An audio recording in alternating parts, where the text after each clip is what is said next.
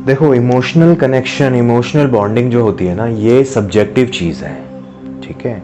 ये individual to individual differ करता है, हर एक के लिए ये चीज़ सेम नहीं होती, लेकिन इमोशनल कनेक्शन एक रिलेशनशिप को स्ट्रॉन्ग बनाता है, ठीक है। अगर आप दोनों के बीच में इमोशनल बॉन्डिंग नहीं है, अगर आप दोनों के बीच में इमोशनल कनेक्शन नहीं है, तो ये रिलेशनशिप फ्रेंडशिप के ऊपर नहीं जाएगी, फिर आपको एक्सपेक्ट करना छोड़ देना चाहिए। बिकॉज फ्रेंडशिप, ठीक है, फ्रेंडशिप तक चीज़ें नॉर्मल रहती हैं, you don't need that much of bonding, you don't need that much of connection. But अगर आप किसी इंसान के साथ कमिट हो रहे हो किसी चीज़ को, पर्टिकुलर चीज़ को लेके, लाइक मैरिज और लव, जिसको लव कहते हैं लोग, ठीक है। सो उस टाइम पे आपको इमोशनल कनेक्शन होना बहुत इम्पॉर्टेंट है, आपको इमोशनल बॉन्डिंग होना बहुत इम्पॉर्टेंट है। और क्या होता है ना, जब हमारे रिलेशनशिप में इमोशनल कनेक्शन नहीं होता, जब वो चेन नहीं होती ना, तो कुछ कभी आप नोटिस करना, कुछ ऐसे आपके सर्कल में होंगे ऐसे लोग जो रिलेशनशिप में हैं, लेकिन उन दोनों में ना कुछ खालीपन है। आप उनसे बात करोगे ना, आपको ऐसा लगेगा कि यार ही और शी इज एम्प्टी, कुछ तो लाइफ में खालीपन है जो पूरा नहीं हो रहा है। वो इसलिए है बिकॉज रिलेशनशिप में तो दोनों हैं, पर किस लिए? नाम के लिए, बस नाम के लिए दोनों एक रिलेशनशिप में हैं, ठीक है। बट उनकी जो बॉन्डिंग है वो नहीं है, तो उस वजह से दोनों एम्प्टी फील करते हैं अंदर से, उनकी लाइफ आधी अधूरी सी लगती है, खाली लाइफ लगती है। सो इमोशनल बॉन्डिंग होना, इमोशनल कनेक्शन होना बहुत इंपॉर्टेंट चीज़ है एक रिलेशनशिप में। फिजिकल इंटीमेसी तक ठीक है, जिसमें कडलिंग, सेक्सुअल इंटीमेसी, वो भी अलग चीज़ है, ठीक है, वो भी होना इम्पॉर्टेंट है, नहीं है वो दूसरी वीडियो में बात करेंगे। बट इस वीडियो में हम लोग बात करेंगे emotional connection, emotional intimacy important है। क्यों इम्पॉर्टेंट है मैंने आपको बताया, और अब मैं बताता हूँ आपको कि आपको कैसे पता चलेगा कि आपके रिलेशनशिप में वो इमोशनल कनेक्शन है या नहीं है, ठीक है। मतलब ये जो मेरे पॉइंट्स होंगे, इसके थ्रू आप ये जान पाएंगे कि आपका जो रिलेशनशिप है वो उस जोन में है कि नहीं है जिसमें आप अपने पार्टनर के साथ एक इमोशनली बॉन्डिंग लेके बैठे हो, एक इमोशनली कनेक्शन लेके बैठे हो, ठीक है। So let's begin. तो सबसे पहली चीज़, ठीक है, जो सबसे बेसिक और सबसे पहली चीज़ होती है कि आप उसके गर्लफ्रेंड, बॉयफ्रेंड, वाइफ या हस्बैंड होने से पहले आप एक फ्रेंड हो, ठीक है। फ्रेंड एज इन मतलब अभी आप उसके फ्रेंड हो, पहले थे या नहीं थे वो नहीं बोल रहा मैं बोल रहा हूँ कि आप अभी जो आपकी वैल्यू है वो बॉयफ्रेंड, गर्लफ्रेंड या वाइफ और हस्बैंड से पहले आपकी फ्रेंड वाली वैल्यू है। आप उसकी लाइफ में एज अ फ्रेंड बन के निकलते हो। अगर सामने वाला आपको बोले कि अगर आपसे कोई पूछे या आपके पार्टनर से कोई पूछे कि आप कैसे हो, एक वर्ड में बताएं, तो उनके माइंड में सबसे पहले ये आए कि ही और she is the best friend of mind. मैं वो बात कह रहा हूँ। तो सबसे पहली चीज़ तो ये होगी कि आप उस इंसान की लाइफ में बहुत अच्छे दोस्त हो। दूसरी चीज़ क्या होती है कि you develop some inside jokes, some shared experiences. Inside jokes क्या होते हैं पता है ना, एक कनेक्शन। अब आपने देखा होगा जब आप छोटे थे, जब आप कॉलेज या स्कूल में थे, या अगर आप अब भी स्कूल में हो या कॉलेज में हो, तो आपने एक चीज़ नोटिस की होगी, जब दो दोस्त साथ में होते हैं ना, तो वो इशारों में समझ जाते हैं कि क्या बात हो रही है, उनको वर्ड्स की ज़रूरत नहीं पड़ती, वो एक दूसरे को देख के ही समझ जाते हैं कि किसकी बेइज्जती हो रही है। If a group is standing there और दो उसमें बहुत ज़्यादा बेस्ट फ्रेंड है जिनकी बॉन्डिंग बहुत अच्छी है, और वो किसी और की बेइज्जती करते रहते हैं पीठ पीछे, and right now they are just looking at themselves, वो दोनों एक दूसरे को देख रहे हैं और तीसरे की बेइज्जती हो रही है ऑटोमेटिकली, बिकॉज वो इनसाइड जोक्स हैं, उनके अंदर की बात है। और ऐसे ही कुछ आप अपने रिलेशनशिप में डेवलप कर लेते हो जब आपकी कनेक्शन स्ट्रांग होती है, जब आपकी बॉन्डिंग आपके पार्टनर के साथ स्ट्रांग होती है। और क्या होता है कि यू डेवलप डेली रूटीन, ठीक है। आप क्या करते हो, आप अपने पार्टनर के लिए एक प्रायोरिटी सेट करते हो अपनी, ठीक है। और आप ना चाहते हुए भी किसी दिन ऐसा होता है ना कि मैं नहीं चाह रहा आज उससे बात करना, आज उस इंसान से मुझे नहीं बात करनी है, आज मैं अकेले रहना चाहता हूँ, खुद के साथ रहना चाहता हूँ, but still you talk to them.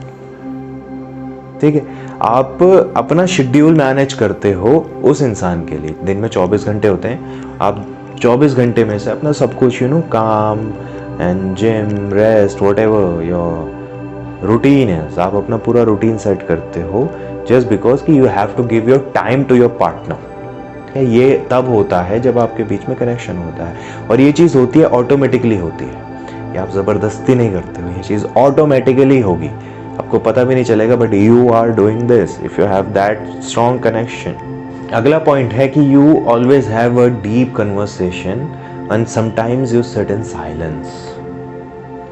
देखो क्या होता है ना, कनेक्शन का मतलब सिर्फ ये नहीं होता कि दोनों इंसान चपड़ चपड़ चपड़ चपड़ चपड़ चपड़ बोलते रहे। ठीक है, कई बार क्या होता है कि साइलेंस जो होता है ना, साइलेंस बहुत कुछ बोल जाता है।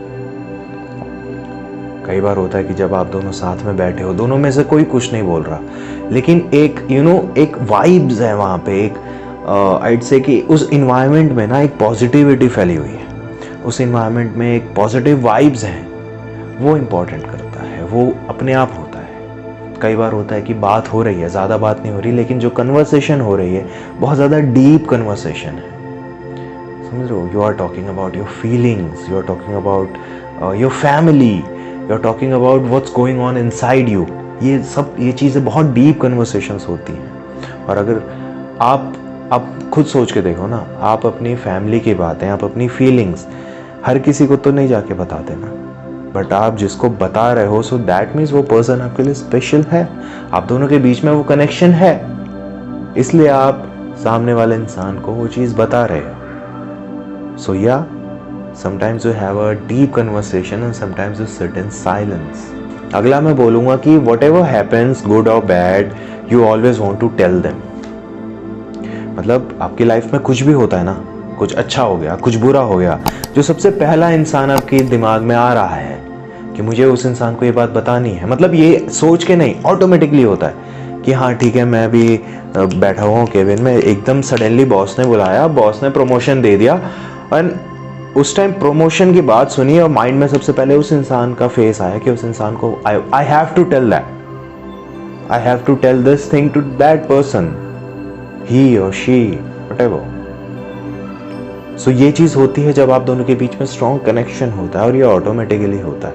हमेशा ध्यान में रखना, आपकी लाइफ में जब भी कोई चीज़ अच्छी होगी या बुरी होगी, जब ऐसी सिचुएशन आती है ना, जब इंसान बताना चाहता है किसी चीज़ को, तो सबसे पहले आपका चेहरा, आपके माइंड में जिसका चेहरा आ रहा है, समझ जाओ उस इंसान के साथ आपकी बॉन्डिंग बहुत अच्छी है, आप दोनों का कनेक्शन बहुत स्ट्रॉन्ग है। अगला पॉइंट है कि अगर आपका स्ट्रॉन्ग है कनेक्शन, तो आप अपने सीक्रेट्स के लिए उस इंसान पर ट्रस्ट कर सकते हो। मतलब आप जैसे यूजुअली हम इंसान कैसे होते हैं, हम लोग बहुत ज़्यादा दबे हुए होते हैं, हम लोग बहुत ज़्यादा पॉजेसिव होते हैं अपने आप को लेके, अपनी लाइफ को लेके, तो हम ना अपने सीक्रेट्स शेयर नहीं करते। लेकिन अगर आप किसी ऐसे इंसान के साथ अपने सीक्रेट्स शेयर कर रहे हो, तो दैट मीन्स उस इंसान के साथ आपका कनेक्शन बहुत स्ट्रॉन्ग है, काफ़ी अच्छा कनेक्शन है। अगला पॉइंट मैं बोलूँगा कि you become vulnerable at them. ठीक है, मतलब आप ना, जैसे मैंने पहले पॉइंट में बताया कि आप ना बहुत ज़्यादा वल्नरेबल हो जाते हो उनके सामने, आप बहुत ज़्यादा ओपन हो जाते हो, आप अपनी फीलिंग्स बताते हो। कई बार रोना आता है तो आप उस इंसान के साथ सामने रो भी देते हो, डजेंट मैटर बॉय और गर्ल, हर कोई रोता है यार, लड़का हो लड़की हो, हर कोई रोता है, मैं भी रोता हूँ, मैं बहुत रोता हूँ। सो आप क्या होता है, आप बहुत ज़्यादा वल्नरेबल हो जाते हो। तो अगर आपकी लाइफ में कोई ऐसा इंसान है या आपका पार्टनर ऐसा है ना, जिसके आगे आप वल्नरेबल हो जाते हो एंड आपको तकलीफ होती है, तो आप रोने लग जाते हो, आप बहुत ज़्यादा ओपन अप हो जाते हो उसके आगे, आप अपनी फीलिंग्स बिना जजमेंटल के आप सामने वाले से शेयर कर देते हो ना। तो आपको पता है कि अगर आप ये फीलिंग सामने वाले के साथ शेयर करोगे, वो आपको जज नहीं करेगा और आप भी सामने वाले को जज नहीं करते हो। ये कब होता है? ये होता है जब आप दोनों के बीच में अटैचमेंट ज़्यादा होगी, जब कनेक्शन होगा, चेन होगी, बॉन्डिंग होगी, तभी होता है। अगला मैं बोलूँगा कि you engage in non intimate और touching on the daily basis.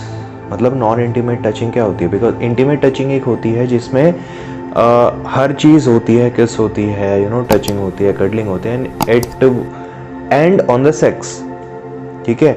But non intimate में क्या होता है? नॉन इंटीमेट में you know the sweet gestures like holding hands और kissing on the forehead, kissing on the cheeks, kissing on the hands, ये जो sweet gestures होते हैं ना, ये उन लोगों के बीच में होते हैं जिनकी कनेक्शन स्ट्रांग होती है, जिनकी बॉन्डिंग बहुत अच्छी होती है।